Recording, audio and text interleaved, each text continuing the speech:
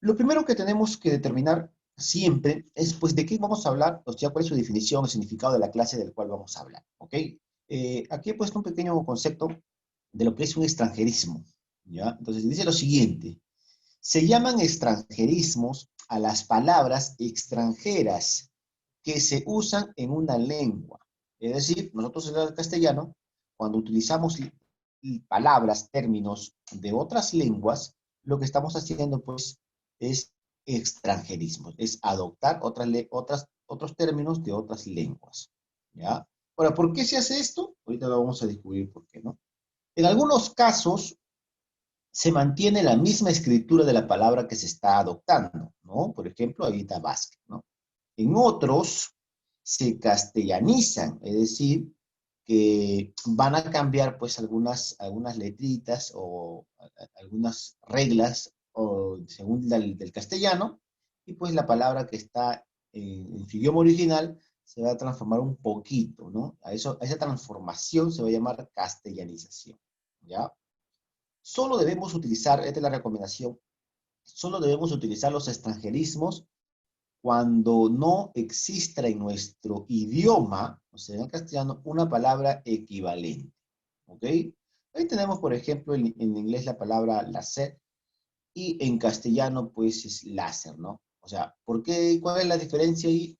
Que la A ahora está tildada, ¿no? La A está tildada. Porque esa palabra ha sido castellanizada, ¿ya? Ahora, como estamos tomando la palabra láser, tenemos que agruparla según las reglas del castellano. Y la regla del castellano dice que las graves se van a tildar cuando terminan en cualquier consonante excepto N y S. Por lo tanto, láser debería tildarse y ahí se ha sido castellanizada, ¿no? Hay otros más, disque, ¿no? Pincel, lo que quiero que entiendas en esta primera diapositiva es el concepto, ¿no? Quiero que entiendas y sobreentiendas que un extranjerismo es la adopción ya de un término eh, de otra lengua, ¿ok? ¿Por qué se adopta este término? Porque en la lengua original no existe, pues, una palabra equivalente, ¿ya? Y como no existe una palabra equivalente, tenemos que adoptar dicho término, ¿ya? Ahora, existen muchos otros problemas, ¿ok?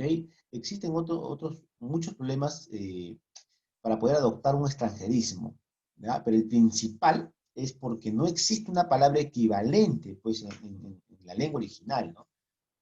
¿Ok? Entonces, copie por favor esta diapositiva, unos 3 minutitos, y seguimos avanzando. Los ejemplos, debajo de la flecha, los ejemplos, solamente copias 2 ejemplos, el que tú deseas, ¿ok?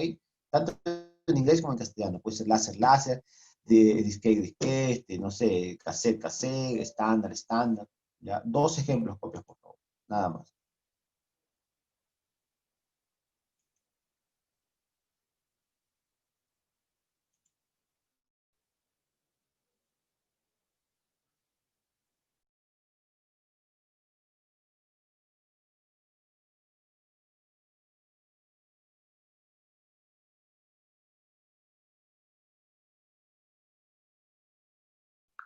Vamos a seguir avanzando.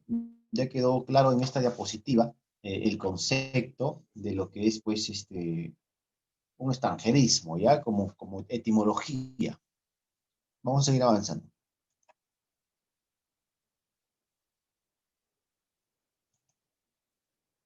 Lo que vamos a ver ahora, según lo que estamos observando, ¿ok? Es, pues, que el extranjerismo, ¿ya? Para ser más exacto, es una expresión lingüística que se va a tomar de otro idioma, como hemos aclarado, ¿ya?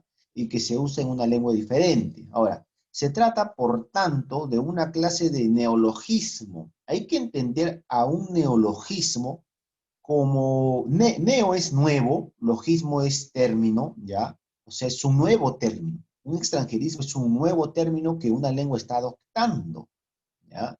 Los extranjerismos van a sufrir, pues, una adaptación. A esto se le puede llamar una adaptación fonética, una adaptación ortográfica, ¿ok? Se van a adaptar a la lengua que lo está tomando. Y se van a utilizar para cumplir una necesidad de denominación que la lengua propia no ha cubierto todavía, ¿ya? Por ejemplo, la palabra pizza, ¿no? Es un término que no es del castellano, ¿ok? y que se ha tomado para definir, señalar, determinar a un objeto, ¿no? Que en realidad es un plato, es una comida, ¿no? En el castellano no existe una palabra equivalente a pizza, no existe, ¿ya? No hay un término equivalente.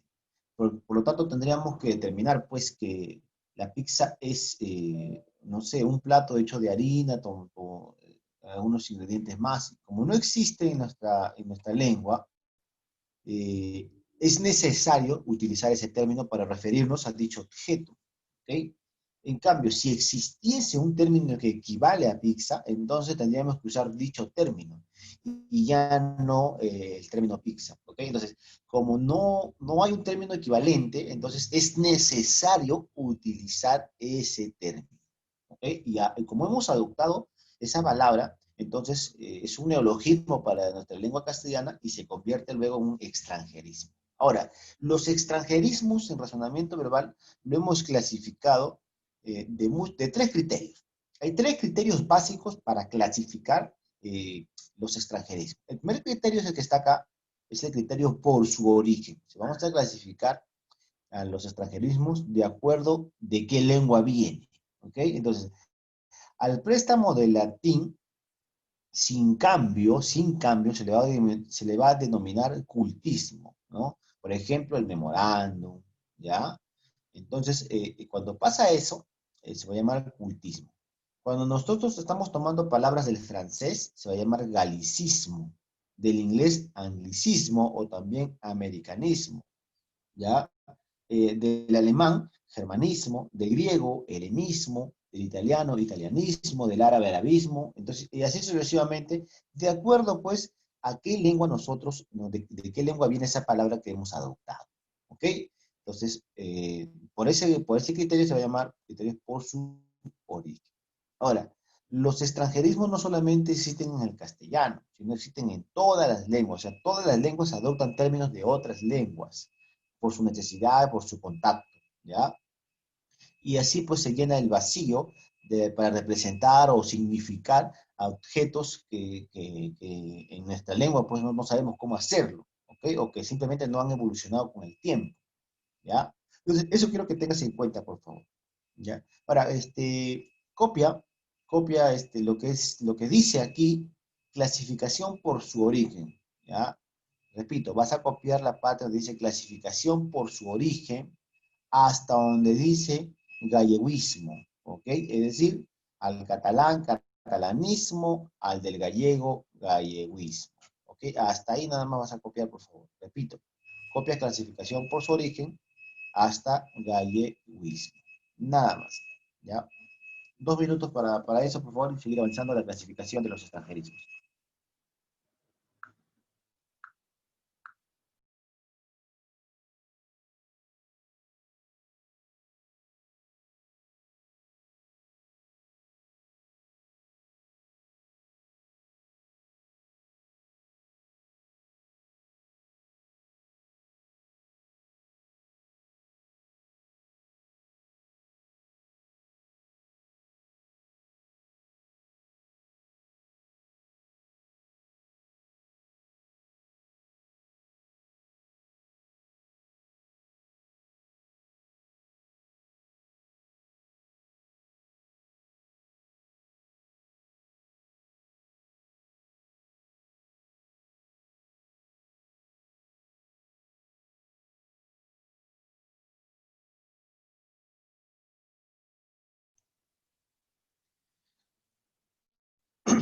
Nosotros también tenemos el siguiente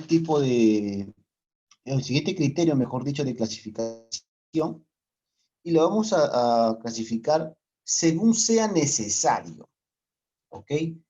Por ejemplo, tenemos acá, según sea necesario, los extranjerismos necesarios y los extranjerismos innecesarios. Es otro criterio de clasificación, ¿ok? Ahora, los extranjerismos necesarios, como te mencioné hace un momento, no tienen equivalencia en el castellano, por lo tanto, su necesidad ya es primordial. En estos casos se adapta pues el extranjerismo a una forma española, ¿no? Ahí tenemos el piercing y tenemos jacuzzi, por ejemplo, ¿no? En el cual no existe un término equivalente en el castellano, ¿no? El piercing tendríamos que decir pues arete en cualquier otra parte del cuerpo que no sea la oreja, ¿no? Entonces, como no existe un término adecuado, tendríamos que utilizar el piercing. Y lo mismo con jacuzzi, ¿no? Jacuzzi tendríamos que decir, pues, tina de baño, y es muy largo, y no existe una palabra única para definir lo que es el jacuzzi. Por lo tanto, se tiene que utilizar. Es necesario en ese caso. El otro lado dice los extranjerismos innecesarios, aquellos que ya cuentan con un equivalente en el español. En este caso, la Real Academia Española recomienda utilizar la forma española. En otras palabras, recomienda que no se debe utilizar estos términos en dicha lengua originaria porque en el castellano existe un equivalente. ¿Ok? En este caso se llama, por ejemplo, ¿no? Baby sister para decir niñera, cuando en realidad se puede decir solamente niñera, o hall cuando se debe decir pues entrada o recibidor, en vez de utilizar hall, y así existen muchísimos en nuestra lengua castellana. ¿Ok? Entonces, por favor, copie eso de acá también para pasar ya a la última diapositiva. ¿Ok? 3 minutos. Con todos sus ejemplos, por favor, ¿ya?